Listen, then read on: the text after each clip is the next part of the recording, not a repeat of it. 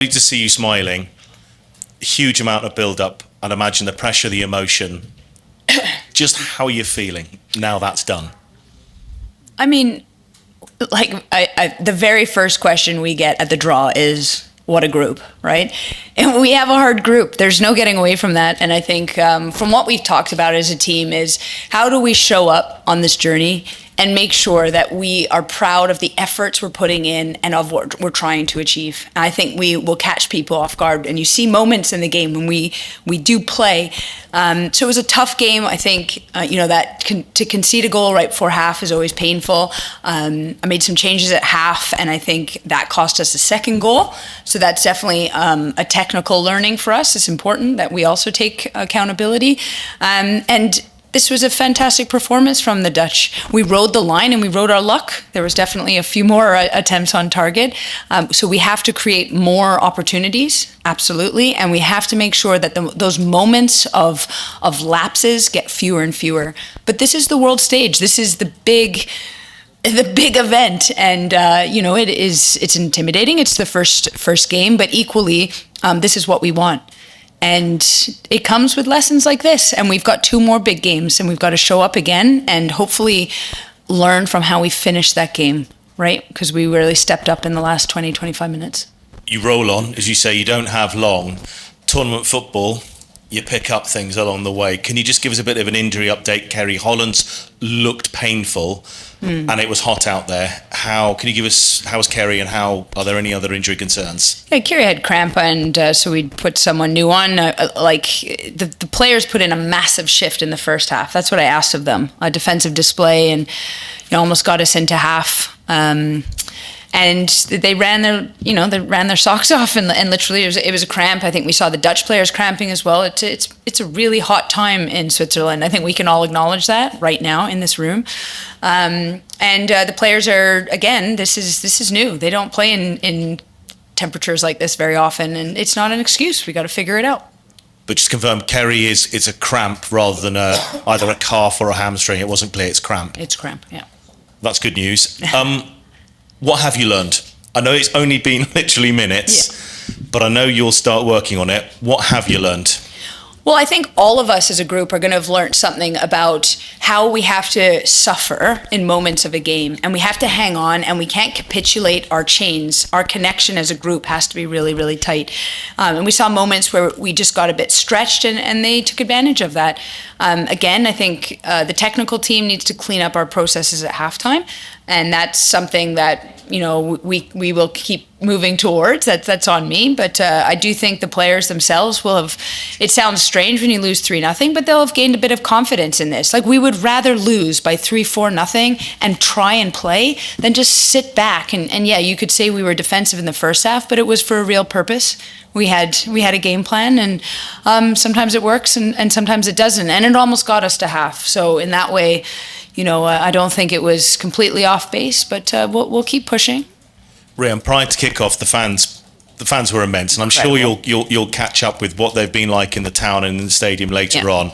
But they were asking, "Do you know who's playing?" I don't pick the side, but they want to know is, "Do you reckon Sophie Ingle will start? Do you reckon Sophie Ingle would start?" Genuinely, I was asked that loads.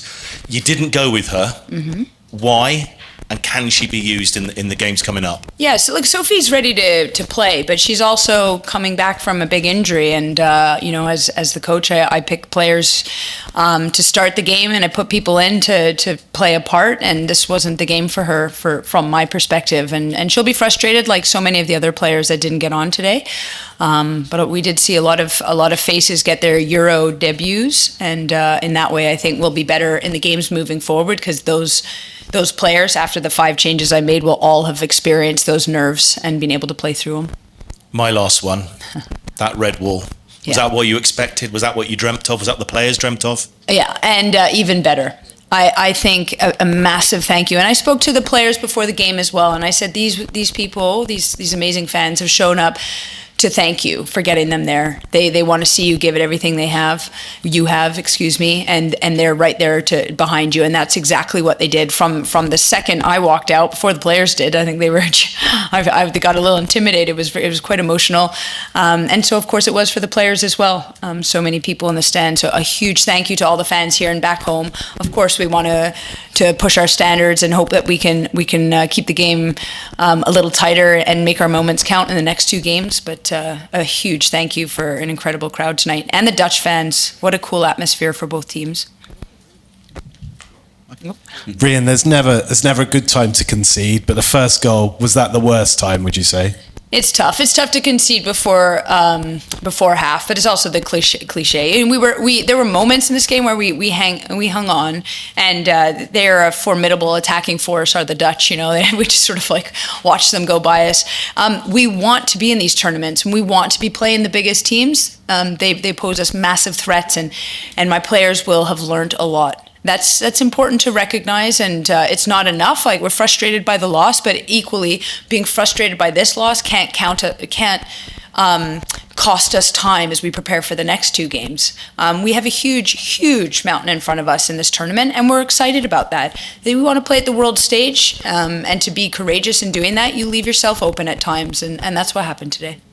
Important for you now to keep them kind of positive, because obviously they've never experienced this before, so they put so much into this tournament emotionally, just being here. To lose the first game, I guess now it's not a case of having to pick them up, but do you get what I mean? It's kind of important to keep everything positive. This is a phenomenal group of women.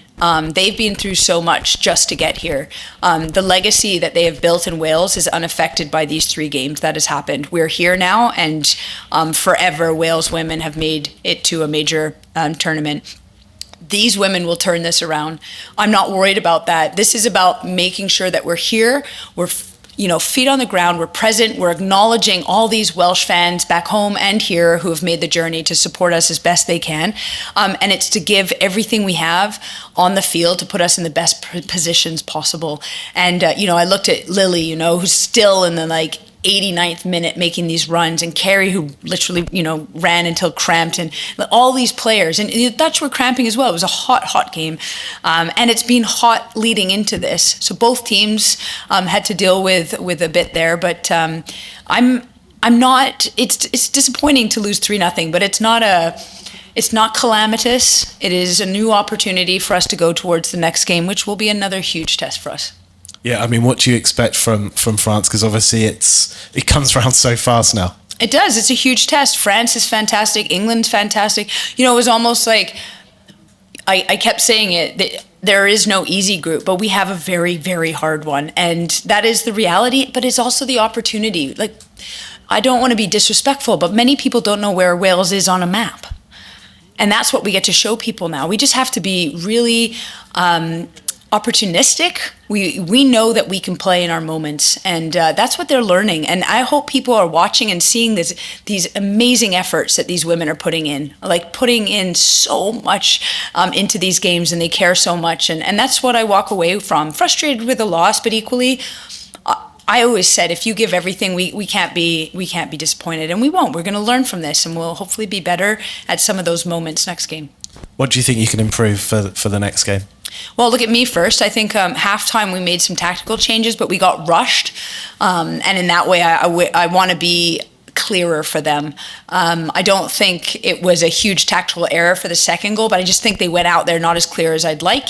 I think for us, we have to play. When we have opportunities, and you could see how tense we were, I think we all can acknowledge a couple of them, we just sort of put a foot through it. That's players learning. That's just players learning. And then they sort of played their way in, and it can't be 3-0 down until we start playing. So that's something they'll learn, but equally we will as coaches for them. Lovely. Thank you, Rhian. Thank you. Thanks. Any more questions? Okay, diolch yn fawr, everyone. Thank you.